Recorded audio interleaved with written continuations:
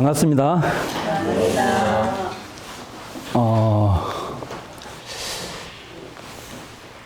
그러니까 익산총부 원기 9년 6월 1일 양력이죠. 양력 6월 1일 대종산 6월 1일 익산총부를 건설하자고 창립총회를 하고 쉽게 말해서 본관 중심 이제 센터를 건설하자고 하지만 바로 건설되는 건 아니지 않습니까? 그래서 준비를 하는 그 과정에서 서울을 올라오시잖아요. 그러니까 사실은 서울을 내왕하신 때 익산총부에 건물이 없죠. 사실은 그 당대 때 익산총부의 현재 총부 있죠? 총부 터를 정하시지도 못한 때죠. 그렇게 보면 서울의 대종사님 마음속에 서울을 바라보는 어떤 감정을 우리가 읽을 수 있을 거예요. 그렇잖아요? 익산총부 건설하기 전에 서울을 이렇게 계속 내왕하고 또 총부 건설 중에도 내왕하시고 총부 건설을 하신 지 얼마 안 된 후에도 내왕을 하십니다. 자, 이런 대종사님 마음이 돼서 한번 보면은 그래요. 이게 항상 저희들이 누군가 무언가를 해주기를 바랄 수 있어요. 누군가 무언가를 해주고 나는 거기에 잘 협력하면 되겠다. 그런 마음이 있을 거예요. 그리고 뭔 일을 하다 보면 전무 출신 출가자들이 하겠지. 그런 것도 있어요. 그러나 대종사님 교법으로는 그렇게 안 돼 있어요. 대종사님 교법은 전무 출신은 전무 출신을 특별히 대우를 하는 게 아니라 재가출가 구분을 없이 마음 공부 실력 또는 공익심의 실력에 따라서 등위를 매긴다고 했어요. 그러니까 실력대로 등위를 매기겠다는 것이죠. 공덕대로. 그러면서도 또 한편으로는 전무 출신의 역할을 또 강조합니다. 전무 출신 역할의 강조는 어디에 많이 나오냐면 교단품에 많이 등장해요. 교단품에. 그런가 하면 전무 출신의 역할을 강조하면서 또 대종사님은 대우를 바라지 말라고 또 그러십니다. 전무 출신도 못할 짓이에요. 참 어찌라는 거야. 근데 대종사님이 앞으로 전무 출신 제도를 하면서 이렇게 사람들에게 존중받고 그렇게는 했지만 맨날 같이 막 호강하는 거 있죠. 막 그렇게는 안 짰다고 그런 말도 전해지고 있는데요. 대종경 서품을 보면 재가출가 구분이 없이 법을 짜놓고 공덕대로 대우한다고 했지만 또 한편으로는 전무 출신의 역할을 또 긍정하면서 또 전무 출신자는 또 대우를 바라지 마라. 그렇게 돼 있어요. 요 과정이. 그러면 사실은 대종사님이 서울에 내왕하신 이러한 일을 위해서 교도로서 대종사님을 내가 모시는 입장, 친견하는 입장에서 무슨 일을 할 것인가 고민을 하셔야 됩니다. 뭘 바라고 그러지 마시고 내가 많이 못해도 그러면 내년에는 무슨 역할이라도 좀 해야겠다. 이렇게 마음을 먹으신 분들이 나왔으면 좋겠습니다. 교무들도 마찬가지예요. 뭔 일을 하면은 교단이 뭐라고 할까 다 그걸 할 수가 없어요. 그래서 서로 아주 잘하지는 못하지만 손을 넣어서 뭔가 분담한다고 그러죠. 그런 역할을 하셨으면 좋겠습니다. 그런 의미에서 오늘 지금 나가야 될 부분이 낙산길 코스예요. 낙산 있죠? 낙산이 상당히 넓어요. 뭐 서울로 보면 낙산이 낮다고 그러더라고요. 서울 사대문을 보면 서쪽에 해당한 걸로 제가 알고 있는데 그게 좀 동쪽이죠. 이쪽이 동쪽인데 어쨌든 하여간 그 낙산 일대 그 대종사님이 이게 서울 교화의 센터죠. 센터. 우리로 말하면 그 교당 역할이죠. 교당 역할 두 간대가 옛날에 창신동 회관이라고 불렀어요. 창신동 회관과 도남동 회관이 있어요. 그래서 여기를 잘 살펴볼 필요가 있는 거죠. 왜냐하면 거기에서 대종사님이 무수한 법설을 합니다. 이제 대종사님도 교화의 현장이죠. 그곳이. 자, 그래서 이것을 낙산길 코스를 두 파트로 나눌 겁니다. 제가 여기 462쪽을 보면 동대문 전차 종점, 이게 창신길의 관문이라고 해서 거기서부터 동대문 부인병원 터, 경성 출장소 창신동 회관, 여기까지를 끊을 겁니다. 이것을 그래서 처음에는 제가 고민했어요. 여기를 그냥 창신길 코스라고 독립을 시킬까? 그 다음에 너무 많아져.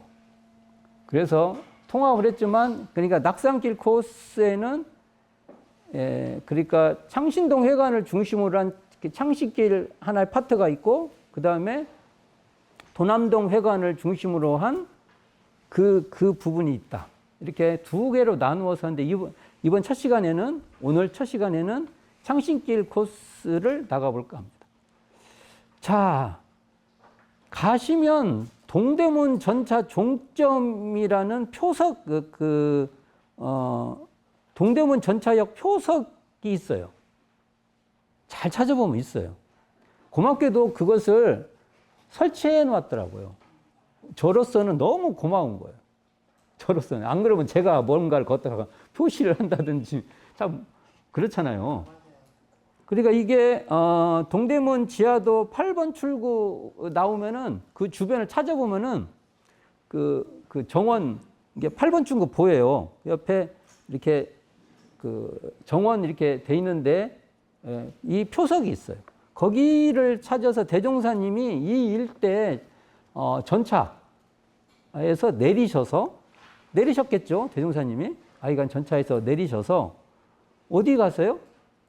지금 창신동 회관 쪽으로 걸어 올라가시는 것이죠. 그런 기분으로 거기를 찾아가 보실 필요가 있습니다. 그러니까 이게 동대문, 우리가 보통 흥인지문이라고 하는 그 일대잖아요. 그게. 이게 공간이라는 건요. 공간이라는 것, 공간이 있어요.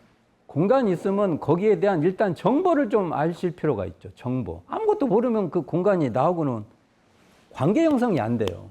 그렇죠? 이게 정보가 첫째 있어야 되고, 그 다음에 그 정보에서 나하고 교감이 돼야 돼. 그럴 때 그 공간은 다른 사람이 바라보는 공간하고는 다른 공간이 됩니다. 그러니까 거기서 대종사님이 이 길을 걸으셨다는 그 마음으로 나도 그 길을, 대종사님이 가시는 길을 뒤를 내가 잘 따라간다. 또는 대종사님의 길 안내로 내가 대종사님을 앞에서 이렇게 잘 모시고 내가 간다. 이런 마음으로 그 길을 걸어 보실 필요가 있습니다. 그때는 달라져요.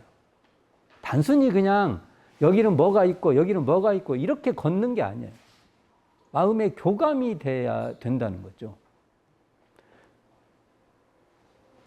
자, 이게 지금 창신길이, 그러면 아까 말한 대로 동대문 전차역 표석이 있는 이곳은 바로 창신길을, 그러니까 대종사님이 창신길을 가는 그 길의 관문 역할이죠. 그래서 우리는 반드시 한번 찾아보세요. 여기가 어딘지 찾아서 인증샷도 한번 찍어보시고 이때 대종사님께서 내리셨겠구나. 그리고 내리셔서 창시동 회관으로 올라가셨구나. 이걸 좀 해보시기를 바랍니다. 그 다음에 이제 그러다 보면 그 옆에 원래 이제 대종사님 입장에서는 바로 올라갔죠.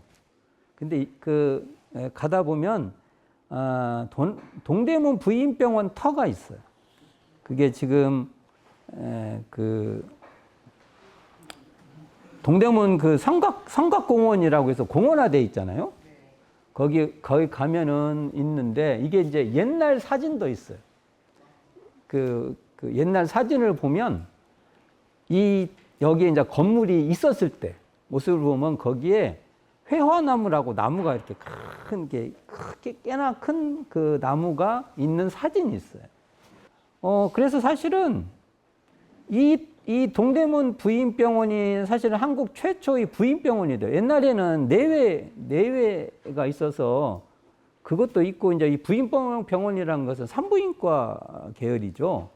산부인에서 이제 부인이니까, 부인만 전문으로, 부인과 병원에 전문으로 하는 병원이 필요하잖아요. 지금. 근데 이 병원을 이제 어찌됐든, 지금 기독교 계열의 감리교, 이쪽에서 이것을 하여간 세워 있었는데, 어찌 해서 황정신행과 부군인 강익하, 남편이 강익하신데, 하여간 이 강익하가 그때 당대에 서울 경성에서 부자에 속했어요. 재산이 있는 쪽에 속한 거예요. 말하기는 서울 8대 부자였다는 말도 있고 있는데 잘 모르겠어요, 그건. 그러나 그런 말이 있다는 것은 그래도 부자다는 소리죠. 그게 8대든 어찌게 됐든 돈이 계셨다는 소리잖아요. 그래서 이분이 이것을 구입을 해요. 이게 그 당대 종로 6정목 70번지. 그래서 4층 병원 건물하고 2층 주택 건물을 인수를 합니다. 자, 그러니까 팔타원 황정신행님의 흔적이 여기 있죠. 있잖아요. 향후에 우리가 이제 우리는 기억을 해야 돼요. 여기에 이렇게 이제 공원이 됐기 때문에 우리 원불교하고 관계가 있다고 하는 것을 표석을 세운다고 세워지지가 않아요. 지금은. 그러나 우리는 기억해야 됩니다. 기억한 사람이 많아야 돼요. 그러니까 이 건물에 대종사님이 내왕을 하신 거예요. 그러면 그 터에 대종사님 자취가 있다. 저희는 대종사님 자취가 있으면 우리는 정말 어떤 것보다 중요한 것입니다. 한번 이 교재 260쪽을 펴보세요. 260쪽에 보면은 이런 말이 있어요. 여기 있는 것 제가 한번 읽어보겠습니다. 지하실에 여자가 죽은 일이 있다 하여 대낮에도 아무도 내려가려고 안 했다. 그러니까 이 병원에서 어찌됐든지 죽으신 분이 생긴 거예요. 근데 그게 왜 그랬냐면은 이제 부인병원이니까 해놓고 그러면 미역국 같은 거 이렇게 끓일 거 아니에요. 밑에 지하실에 끓이다 보니까 가스 배출이 잘 돼야 하잖아요. 근데 그렇지 못해서 두 분인가가 거기서 돌아가셨던 사고가 생겼던 거 봐요. 그러니까 사람들이 거기서 이제 무섭죠. 무서워서 그런 내용인데요. 한번 읽어보겠습니다. 나는 대종사님을 모시고 점심공양을 올리면서 그 내용을 말씀드렸다. 낮에도 전기불 같은 불이 번쩍번쩍 하답니다. 그러니까 뭔가 이게 그렇겠죠. 대종사님은 어디냐 하시고 가자고 하시며 우리는 뒤를 따랐다. 대종사님은 문을 열어보시고는 아무렇지도 않은데 요망 떨었구만 하시면서 둘러보시고 가셨다. 그 후 번쩍번쩍하는 불빛도 없어지고 편안해졌다. 그래서 나는 대종사님은 귀신도 쫓으시는 것 같아요 라고 말씀드렸더니 귀신을 어떻게 쫓습니까? 이게 대종사님 항상 이 말씀 나옵니다. 병은 의사가 고치지 행여 그런 요망스러운 소리 하지 마시오라고 하셨다. 뭐 이런 내용이에요. 그리고 그 뒤에도 다른 그 문헌에서 찾는 그 이 일대 내용이 나와요. 그러니까 대종사님 가셔서 그런 그 사람이 돌아가셔서 거기서 생기는 사람들의 심리적 상태가 있을 것이고 그것을 안정시키는 대종사님의 그 자취가 있는 거죠. 이게 또 다음 페이지 한번 넘겨보세요. 또 이런 일화가 있어요. 동대문 부인병원 황정신행 집에 소태산 대종사가 방문하였다. 식사 전에 강익하 누구라고 써요? 예, 황정신행님 남편, 팔타운님 남편. 반야심경을 외울 때도 잡념이 나는데 천천히 외우는 게 좋습니까? 빨리 외우는 게 좋습니까? 어떻게 해야 돼요? 빨리 해야 돼요? 천천히 해야 돼요? 예. 소태산 대종사 응답했다. 빨리 외우는 것이 잡념을 덜하죠. 그러니까 개인이 할 때는 좀 빨리 해도 상관이 없는 것 같아. 대중이 할 때는 또 그게 또 너무 빠르면 못 따라가는 사람들이 있으니까 적절한 속도가 필요하나 개인은 잡념이 생긴다면 빨리 하는 게 낫다. 뭐 이런 말도 어디서 했다고요? 여기 지금 뭐지 동네 부인병원이라고 이렇게 동판으로 표시되는 거 있잖아요. 이 일대에서 이런 말씀이 계신 거예요. 우리는 여기 가서 뭘 읽어야 돼요? 요 본문들을 펴놓고 그 현장에서 읽어야지. 뭐 막 성곽이 막 어쩌다니 뭐 그런 거 그냥 참고로 알아두시고 우리는 여기서 이 내용을 해보고 나는 어떤가 이렇게 봐야죠. 또 다음에 봅시다. 다음 264쪽에 보면 황정신행은 부군 강익하와 겸상하여 상을 올렸다. 식사를 하면서 강익하가 이야기를 하였다. 제가 도인을 보았습니다. 소태산 대종사 되물었다. 도인이 어떻게 생겼던가요? 강익하 대답했다. 춘원 이광수 등장하죠? 와 산에 갔는데 불 속에서 도인이 깡통에 든 밥을 먹다가 우리가 갔더니 숟가락을 그 위에 걸쳐놓고 남겨놓았습니다. 그리고 옷은 다 떨어져 누더기인데 이가 스멀스멀 기어가도 그 사람은 초연하던데요. 도인 같았어요. 이렇게 말을 한 거예요. 그러니까 대종사님, 소태산이 응답했다. 그런 도인도 있고 이런 도인도 있겠지요. 그러나 꼭 그런 괴팍한 모양만 가지고 도인이라고 할 수 없겠지요. 이렇게 말합니다. 대종사님 이제 옛날에 도인상들이 이런 게 지금도 그렇죠. 지금은 안 그런가요? 지금도 뭔가 도인이라고 하면은 제가 알아요. 제가 조금 평소 일반 사람하고 다른 말투나 행위만 저한테 관심을 많이 보여요. 진짜예요. 저는 그런 거 예민하게 잘 알아요. 그러나 평범하게 항상 하면은 항상 뭔가 저한테 아쉬움이 있나 봐. 근데 대종사님 말씀은 진짜 도인은 일상생활에서 크게 벗어나지 않는다는 겁니다. 이 본문 나오죠? 여기. 그러면 그 동대문 부인병원 터에서 이 본문은 좀 읽어보셔야 된다. 그래서 거기서 대종사님과 대화하고 나는 어떻게 현재 대하고 사는가를 좀 점검해 볼 필요가 있다. 그럴 수 있죠. 이 병원에서 우리 선생님들이 왜냐면 시집을 안 가고 막 그러면은 그 당대 때 일본 정신대 이제 그런 위험성이 있으니까 이렇게 이런데 일을 하면서 또 돈을 모아서 공부할 수 있는 자금도 모았던 그런 현장이기도 해요. 이게 우리 교단의 그 어른들이 그곳에서 땀을 흘리셨던 곳이에요. 그게 거기 보고 그런 생각 아무 뭐 관계가 없다 이렇게 생각하면 안 된다는 거예요. 그리고 이 동대문 저는 그래서 향후에 뭐 만일 누군가가 이곳에 뭐 식수를 하나 했으면 좋겠다는 말만 나오면 무조건 회화나무를 갖다 심어야 됩니다. 그냥 우리는 막 바로 회화나무 심어야 됩니다. 말을 막 건의를 막 해야 돼요. 이제 그리고 우리가 기회가 되면은 기념할 때 회화나무가 있었으니까 했으면 좋겠다.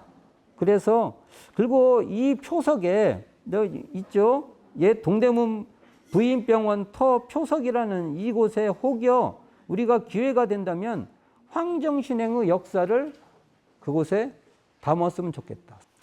자, 지금부터 이제 중요한 내용입니다. 대종사님의 교화 서울교화 이야기인데 서울 최초 교당터죠. 서울에서 이제 최초 교당이죠. 교당터. 그게 어디냐면 창신동 회관입니다. 회관터. 그리고 서울교화의 발화제 이제 이게 이제 시작되죠. 이게 있는데 그러니까 사실은 영산에서 처음에 우리가 지금 구간도실이라고 말하고 있죠. 그다음에 지금의 영산원 이런 건물이 있었고 익산본관에 이제 건물 제가 처음에 익산본관에 도치원에 두 건물 도치원 본관하고 꼭두마리집 두 건물이 있었다고 처음에 시작할 때 그랬다고 그러죠. 그리고 이제 교당 역할로서 세 번째라고 말보다는 그 순서상으로 창신동 이 회관이 중요한 역할을 한다는 거죠. 어찌 보면 지방에서 최초 지방교화지라고 해도 과언이 아닙니다. 그러니까 여기를 소태산 대종사께서는 이 창신길, 이 창신동 회관을 가기 위해서 지금도 이렇게 올라가잖아요. 이렇게 올라가는데 옛날에는 경치가 거가 괜찮은 곳이었나 봐요.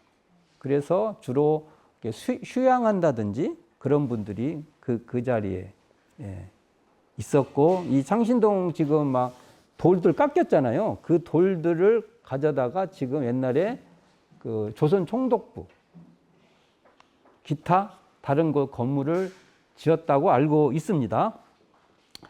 자, 그러면 창신동 회관은 어떤 곳이냐면은 지난 시간에도 옛날 한번 말했어요. 이동진아님 수양체였어요.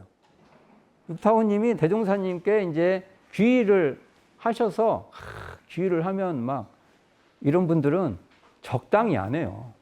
이렇게 막 간보고 막 나한테 조금 잘해주면 좀 잘하다가 조금 서운하면 또 언제 그러냐는 식으로 또 그냥 그렇게 안 해요.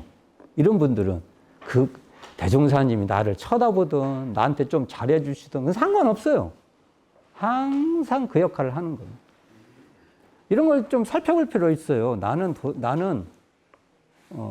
내가 감당이 안 되면 딴소리 안 하는 거예요, 그냥. 그런 면 있어요. 자, 이동진아님이 장신이 이제 수양체로 쓰려고 현재 가회동에 그 집이 있었잖아요. 거기 있는데 거기는 이제 지금도 지금 개념을 하면 도시 그러니까 예를 들면 지금의 강남에 이렇게 사람들 많고 하는 데 있다가 조금 그런 데 말고 좀 그러니까 옛날에는 그 창신동이 좀 한적한 곳이었던 거예요.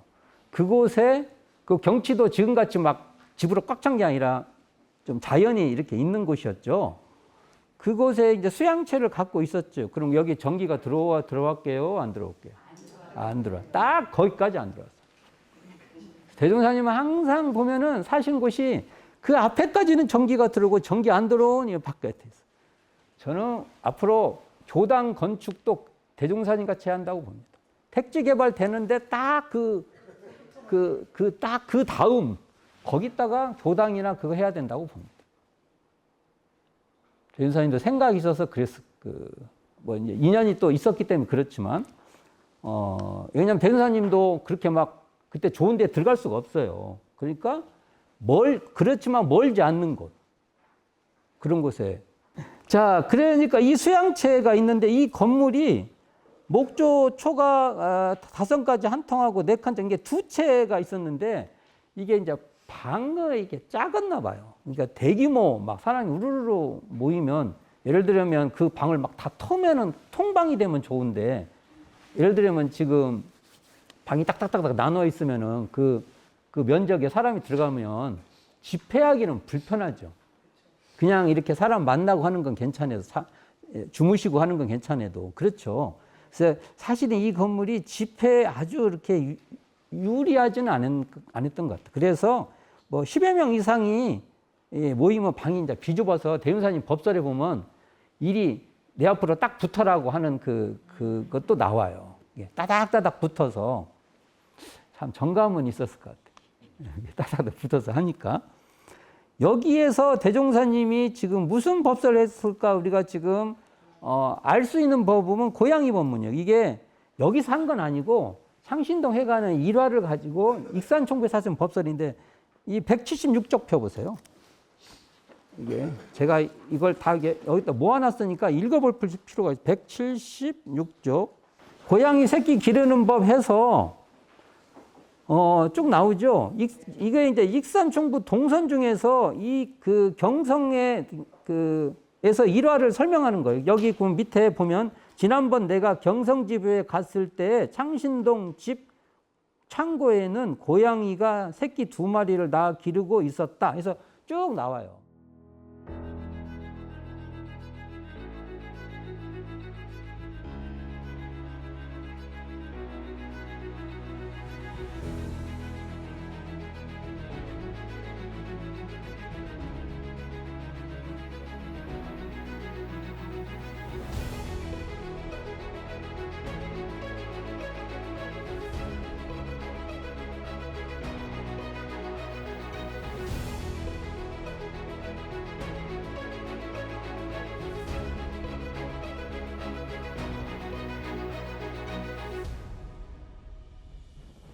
그러니까 대종사님은 거의 법설이요. 감각감상입니다.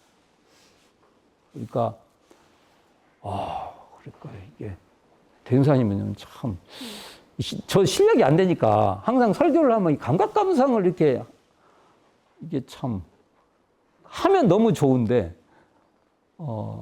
그렇게 감각감상을 그때그때 못하면은 이거 답답해지죠. 대종사님 같이 되는 건 아니잖아요. 이게. 근데 대종사님 이렇게 이런 감각감상이 계시는 거예요. 그러니까 고양이를 고양이가 새끼 기르는 예화를 들여가지고 고양이가 새끼 기르듯이 자력을 양성해야 된다는 이게 등장해요. 그러면 창신동 회관에 가서 이 본문을 읽어보세요. 읽어볼 필요가 있죠. 그리고 여기 기록에 보면 그 창신동 회관을 보면은 그 위로 올라갈수록 더 위에요. 그러니까 동산같이 언덕이 동산이 있었는데 거기 앵두나무가 있었나 봐요. 도남동 회관도 앵두나무 꼴이라고 해요. 그 낙산 지역에 앵두나무가 좀 비교적 많았나 봐요. 여기서 앵두를 따서 우리로 말하면 법회 보고 점심 공양하잖아요. 그때 대종사님 앵두를 따와서 나눠 먹은 거예요. 그래서 저는 앵두나무 모형 앵두나무 심으면 관리가 안 돼요. 근데 앵두나무 모형 화분, 큰 화분을 거기다가 비치해서 법문을 이런 경우 있다라고 했으면 좋겠어요. 옆에 고양이 상 있죠? 하나 뒀으면 좋겠어요. 어미 고양이하고 새끼 고양이 이렇게 상으로. 인형, 큰 인형들 있잖아요. 비와도 괜찮은 거. 비 맞으면 가서 또 이러면 안 돼요. 우리가 안 돼. 그러니까. 그런 거에 와서 이 법문도 생각이 나고 만일 꾸미게 된다면 이런 아이디어를 내셔야 됩니다. 사실에 관계해서. 거창하게 우리가 하지도 않는 걸 막 거기다 장업한다고 의미가 없어요. 그랬으면 좋겠고 그 건물에 한때 대종산이 이제 이렇게 터 있으니까 사람들이 왔다 갔다 하니까 울타리가 없으니까 막 들어오니까 대종사님께서 여기 보면 노진어, 김영신 이 두 분을 데리고 이 기간도 있어요. 원기 15년 8월 27일 음력 7월 4일부터 이걸 작업을 해요. 울타리 작업. 그래가지고 대종사님이 직접 다 이렇게 감역을 해서 그 울타리를 이렇게 해서 옛날에 보면은 판자 울타리 있잖아요. 이렇게. 판자 울타리를 쭉 그리고 그걸 마치고 이게 5일간 공사를 했나 봐요. 마치고 이제 대종사님 참 낭만적이야. 뭔 일을 하고 나면 꼭 요즘 말하면 소창, 우리로 말하면 뭐라고요? 소풍, 또 뭐라고 해요? 약간 좀 이렇게 환기, 그 분위기에서 좀 환기시키잖아요. 근데 대종사님은 동하는 일을 하면 정을 해요. 정도 오래 이렇게 딱 맞게끔 정한 동정을, 그리고 우리 교리에 보면 동정을 아우른다는 말이 계속 나오죠. 실제로 하세요, 대종사님. 그러니까 그래가지고 안양역까지 그냥 전차 타고 안양역을 하려면 경성역에서 가나 어디 간다. 그건 확인을 못했어. 이것도 확인해 보세요. 어떻게 하는 게 가장 빠른 건지. 그래서 안양역이 내려서 걸어서 지금 관악산 망이암에 가십니다. 거기서 날 막을 때는 바다가 보인다고 해서 망이암 실제로 보여요. 하늘같이 보이는 게 바다예요. 네, 그렇습니다. 하여간 그리고 이제 이 건물을 다행히 서울교당에서 매입을 했죠. 이게 매입한 게 전부 우리가 그 당대 터를 전부 매입한 건 아니에요. 일부 매입한 건데 그래도 그렇게 매입이 돼서 우리가 그 공간을 기릴 수 있다. 그래서 참 매입해 주셔서 너무 고마워요. 이게 아마 그때 왜 꼭 그걸 매입해야 됩니다. 반대도 계실 수 있는데 매입을 했다는 것에 대해서 너무 고맙습니다. 자, 그러면 이제 창신동회관을 어떻게 우리가 기억을 해야 될 것인가? 첫째가 창신동회관 성주의 기원지예요. 106쪽 펴보세요. 106쪽. 반드시 이렇게 법문을 읽어야 돼요. 106쪽이 나오잖아요. 성주의 기원이. 이건 이제 읽어보세요.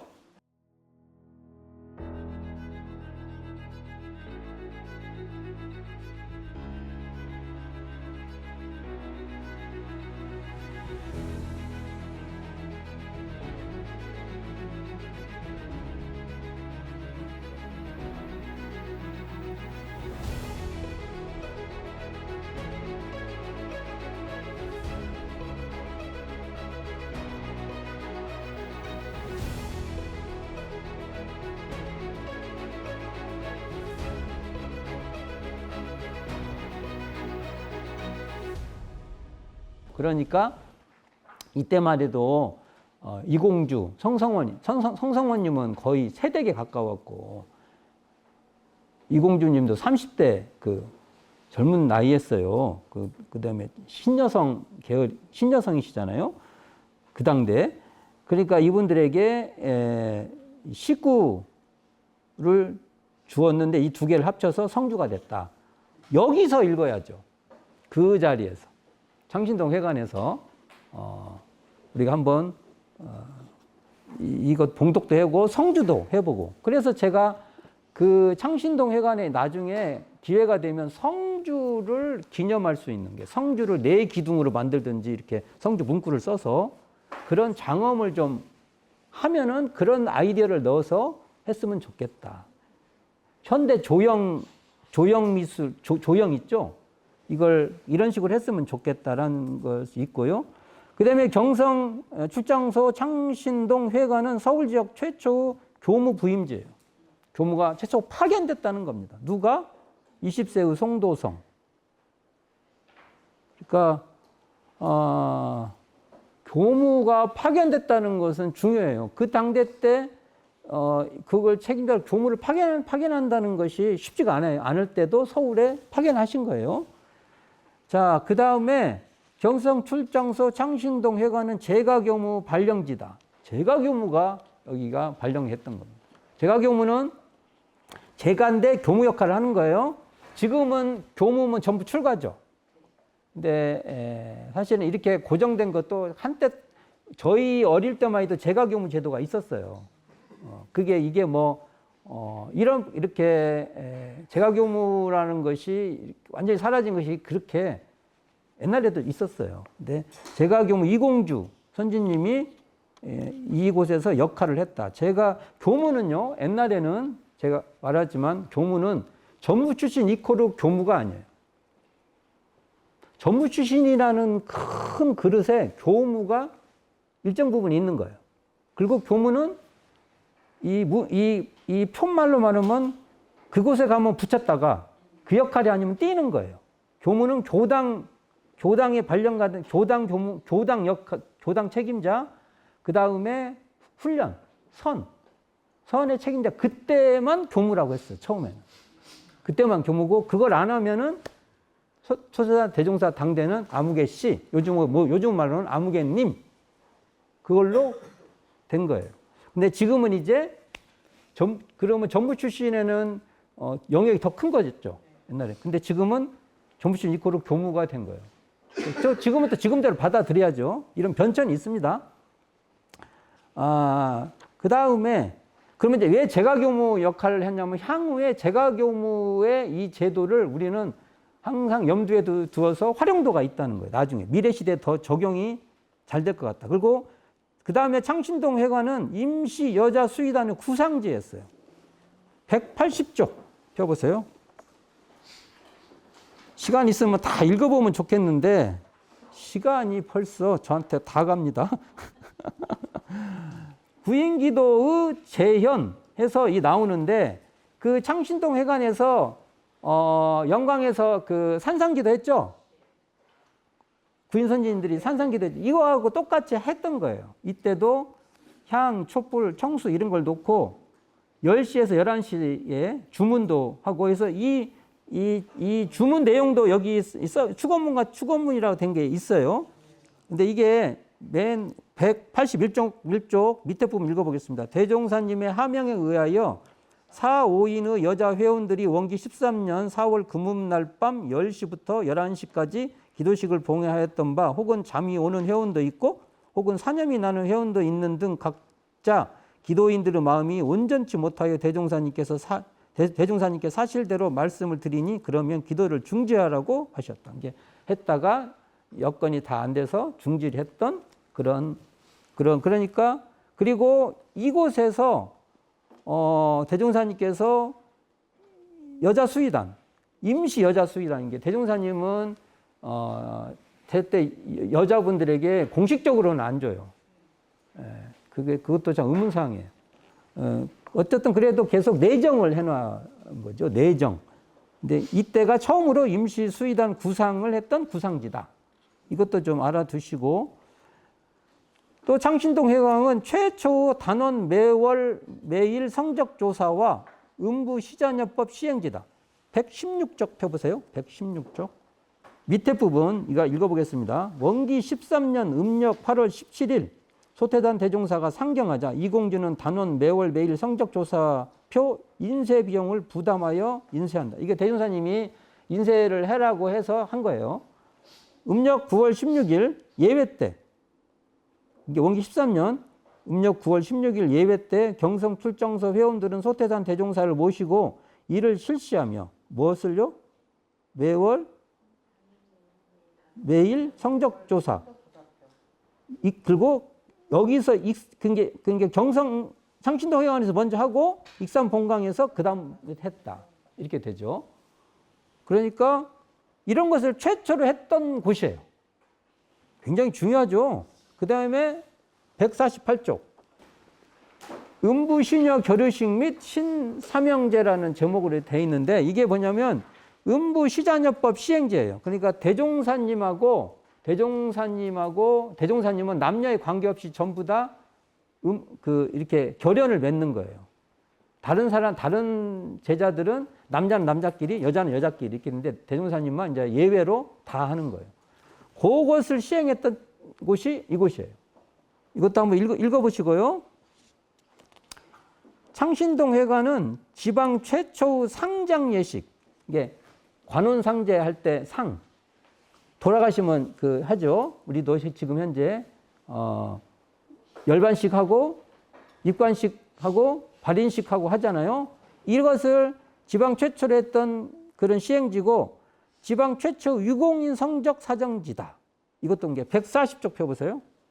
여기 보면 김낙원 그때 초창기 회원인데 이분이 열반하시니까 대종사님이 직접 오셔가지고 신정 의례에 의한 상장 이걸 진행을 합니다. 이걸 이때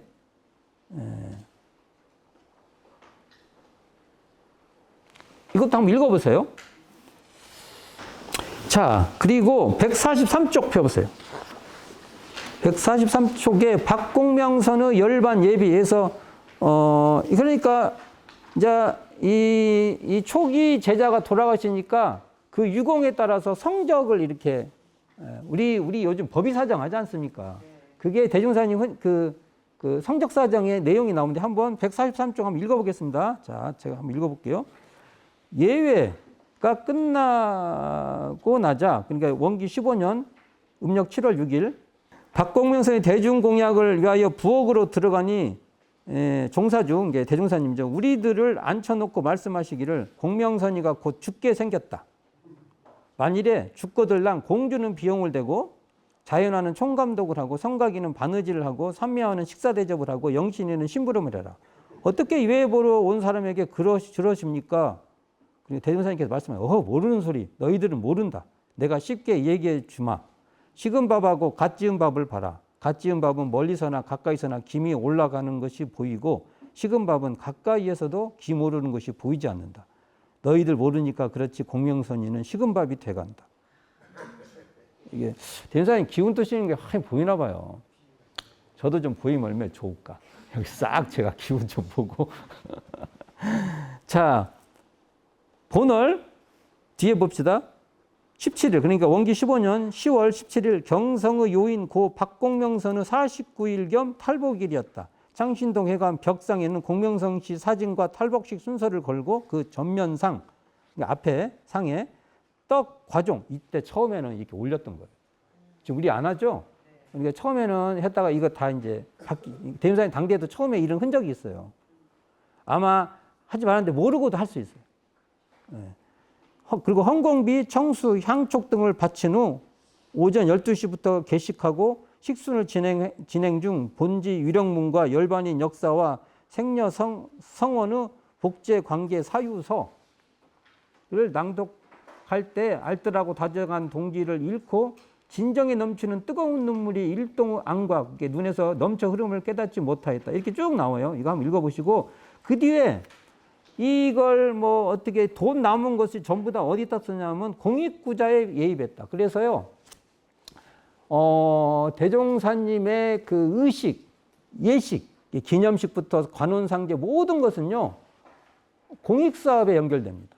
그러니까 그걸 통해서 이 내용상으로 보면 사유실천으로 돼 있어요. 잘 배울 수 있도록 거기에 협력하고 우리가 잘 가르치는 일에 참여하고 그 우리가 이 세상에 있으니까 공익자가 되자. 이런 내용으로 쭉 돼 있어요. 자, 그 어디에 읽다 보면 그런 것이 나올 거예요. 그러니까 지금 우리가 의식 진행을 하고 할 때 과연 우리는 그러한 공익적 그 사고 속에서 공익에 어떻게 공익적 그 사업을 할 것인가를 가지고 하는지 어쩐지 점검해 돌아봐야죠. 자, 근일 그 밑에 봅시다. 근일은 예외여 겸하여 종사주 육아 중이시므로 원근 회원이 조서 아침부터 운집하여 오전 11시에 이공주 죽기로 개식 회하고 종사주께서 대종사님이죠. 본회 창립연원 11조 중 이게 대종경이 나옵니다. 창립연원 11조가 고 박공명선은 몇몇 조에 해당하여 상급은 얼마로 정하였다는 설명이 개옵시고 일동은 청법하고 오후 1시경 휴하다.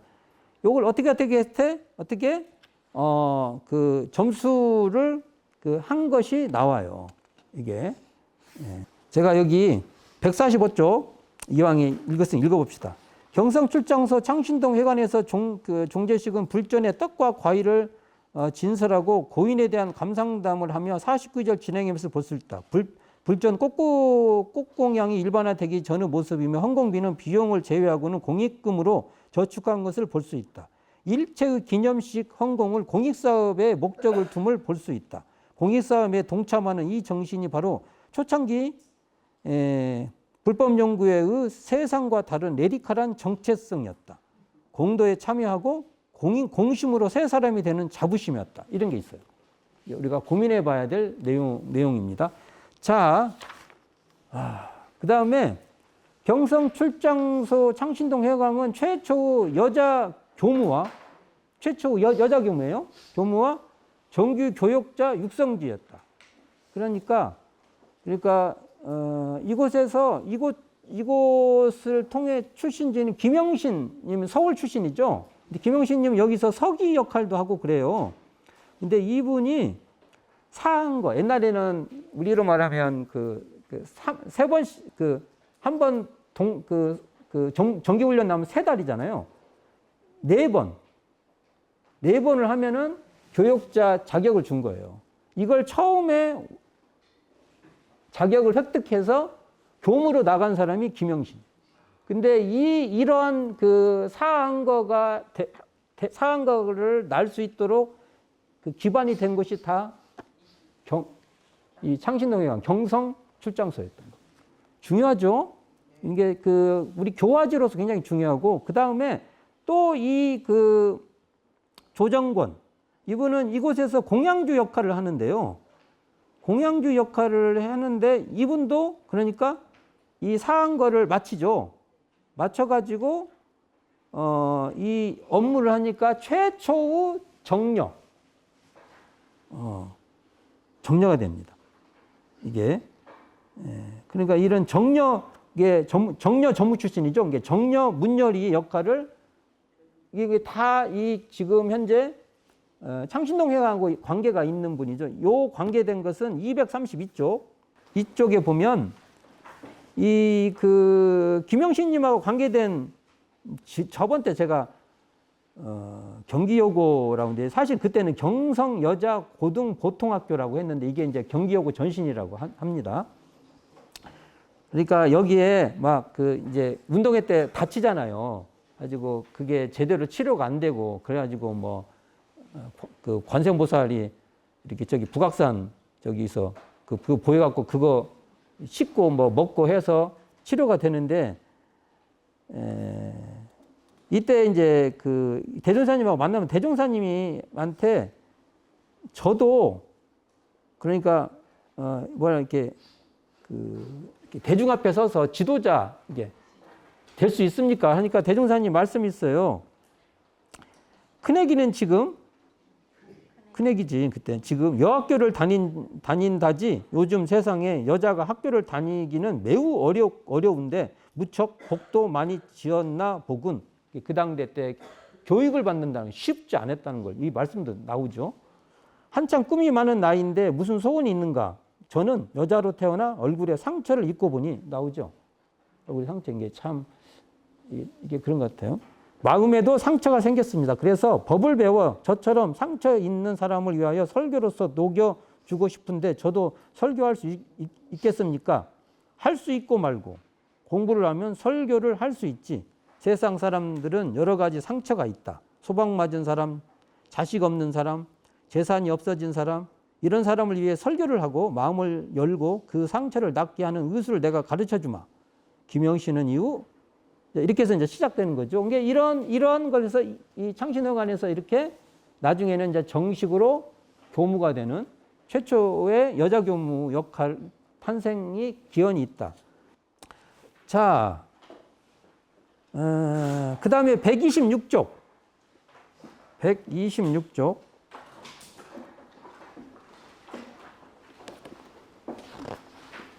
126쪽 제가 제목을 공사의 빨래라고 했는데 그러니까 공타원님, 조정권, 대주사님이 얼마나 아꼈겠어요. 그런데도 키우신 거 보면은 이렇게 뭐죠? 고생을 시키면서 키우세요. 이게 참 중요한 것 같은데 여기 보면 한번 읽어볼게요. 밑에 겨울 어느 날 그러니까 이게 어디냐면 지금 창신동 회관에서 지금 있는 일이에요. 겨울 어느 날 팥죽을 끓여 먹고 빨래를 하러 갔는데 갑자기 진눈깨비가 몰아쳐 손이 깨지는 것 같았다. 그럼 어디서 빨래한 거예요? 밖에 나가서 어디 계곡인가 거기도 물이 흘렀던 거예요. 거기에. 네? 거기서 그 빨래하신 거예요. 연신 손을 입으로 호호 불며 겨드랑이에 넣으며 빨래를 끝내고 돌아오는데 마침 종사중개 소태산 대종사께서 방문을 열고 나오시며 빨래 광주리를 받아주며 이런 게 참 인정이 있는 분이에요. 대종사님께 우리는 대종사님이 항상 이렇게 막 이렇게 보는 걸로 근데 그렇지 않아요. 굉장히 다정하신 거예요. 방 안에서도 이렇게 추운데 밖에서 얼마나 추웠냐 하시며 내가 겁겁다성에 빚이 진 것이 있더라도 설사 있더라도 공사의 빨래로 빛이 탕감되었으니 마음속에 하나도 꺼릴 것이 없게 하라. 그러니까 그거 네가 당당하다 이거예요. 자랑스럽다는 거예요. 이렇게 하는 게. 하시는데 나는 눈물을 주르륵 흘렸다. 이런 게 있어요. 이런 사랑 속에서 이런 분들이 교단의 지도자로 성장해 가는 것이 창신동 회관의 흔적이 있다는 거예요. 여기서 우리가 단순히 기록이나 그 감정을 읽어야 된다는 거예요. 감정. 감정이 어땠을까? 나도 대종사님과 관계에서 그런 마음이 있나? 이런 걸 읽어보시면 좋겠고요. 자, 경성출장소 경청출장도 창신동 창립발기인 13인이 있어요. 여기 사진을 쭉 올려놨어요. 그리고 경성지부 도남동 회관 거기까지 세 분을 합치면 16인이 있는데 이런 인물들도 좀 알아두시라. 이제 이분들 개별사들을 쫙 알면 좋은데 저는 이런 인물들을 창신동 회관이 됐던 기념할 곳에 이렇게 역사를 쫙 전시를 했으면 좋겠어요. 그래서 우리가 그분들을 쭉 이렇게 볼 수 있는 그런 공간이 한 군데 정도 있었으면 하는 마음이 있습니다. 자, 제가 쭉 훑었죠. 그리고 맨 그 463쪽 보세요. 제가 이제 정전, 그러니까 불교 정전이죠. 이것을 인쇄했던 곳이 서울에서예요. 서울에서. 그럼 우리 정전을 인쇄했다는 것은 그것 자체만도 중요한 것인데, 제가 이제 이 코스에서 좀 좀 애매한 것은 어디다 붙여요. 제가. 다른 데 붙여도 돼요. 근데 제가 여기다 붙였어요. 광명시장에 있는 그 수영사 터죠. 근데 여기도 좀 오류가 있어요. 여기 글 내용 중에 대종사님께서 어떤 말을 하냐면 정전을 편찬할 때 일본 애들이 일본어로 그 경찰들이죠. 일본 일제 도경 뭐 이런 데서 일본어로 하면은 출판해주겠다 하니까 대종사님 그렇게는 안 된다. 어떻게 말하냐면 대종사님께서 일본 걸로 인쇄했다가는 불쏘시게 되니까 무슨 방편을 써서라도 그 다음에는 제가 좀 여기 오타예요. 어떻게 바꾸냐면요. 한문으로 토를 달고 한글로 인쇄하라. 이렇게 말합니다. 한글로 인쇄하라. 자, 근데 사실은 초기 교단 자료를 보면요. 익산총부에서 유어일 선진이 한글에 대한 강의도 합니다. 이게 중요한 겁니다. 유어일 선생이 한글학자기도 해요. 굉장히 여러 가지 하는데 이런 걸 했다는 거예요. 이걸 계속 지속은 못 해요. 위험할 때거든요. 그때 걸리면 끝장납니다. 근데 이런 것도 했다. 그래서 어쨌든 수영사터도 확인을 해 보시라. 자, 또 다음 하는 걸로 하겠습니다. 자, 수고하셨습니다.